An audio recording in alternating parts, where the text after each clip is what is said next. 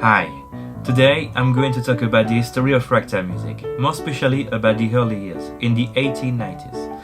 It was with ragtime that Scott Joplin became a composer of national fame, but by the time he published his first rag, Original Rags, in 1899, actually composed 2 years earlier, in 1997, but by 1899 more than 100 of rags had been published already.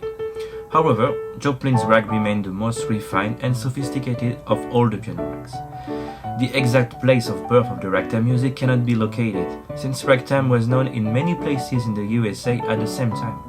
But we can say for sure that its most characteristic element is its syncopated rhythm, its ragness, its ragged time. Joplin replied one day to someone who asked him, "Why do you call it ragtime?" He said, "Oh, because it has such a ragged movement. It suggests something like that." If we think of a very general and stereotypical form, ragtime rhythms have syncopations in the treble, or the right hand of the piano part, set against a regular double, march-like bass. The syncopations were associated with the music of African Americans since at least the 1840s, if not before. I'm thinking here of the music of Louis Moreau Gottschalk, notably a syncopated composition, Bangula, written in 1848.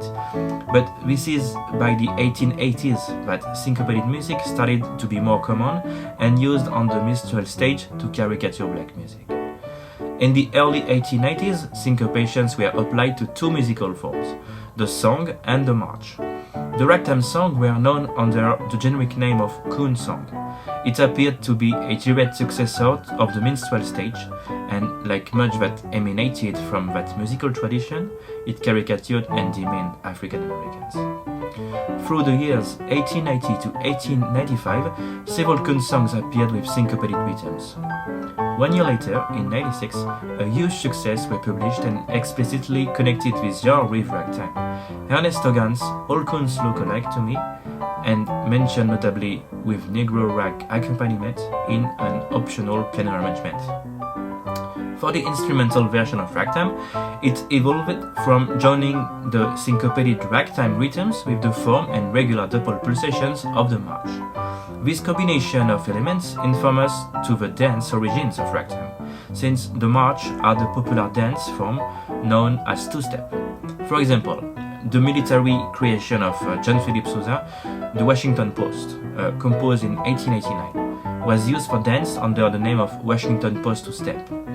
The form of the march was shared also with dances like the polka and the Scottish, and was adapted after for instrumental ragtime.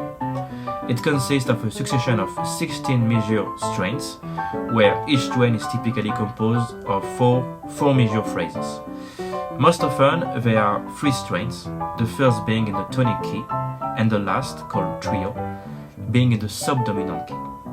This format has frequently also a 4 major introduction, and a 4 major introduction to the trio. Joplin's typical rags differ from his format in having a 4th strain. Ragtime was probably known to the St. Louis pianist in the late 1880s. For example, Tom Turpin is reported to have composed Harlem Rag as early as 1892, and the following year, as with the Chicago's Warfare, ragtime style became known to the general public. However, instrumental rags were not published until later years, the first one being Mississippi Rag by William Henry Creel in 1897, and later this year Harlem Rag, as I said, actually composed 5 years earlier than the Petit publication. This same year, Kerry Mills composed his extremely popular at a Georgia camp meeting. There is no doubt that Scott Joplin heard this number while he was installed in Sedalia, Missouri. He was then completing his first rag, Original Rags, and in 98, 1 year after, with 2 other compositions, Maple Leaf Rag and Softflower Slow Drag, he tried to propose these rag compositions to a local publisher in Sedalia, A.W. Perry & Son, but was turned down. This is absolutely inexplicable since they are among the greatest rags ever composed, and Perry published great rags a couple of years later. This explains why Joplin didn't publish a rag composition until 1899. Thank you for watching.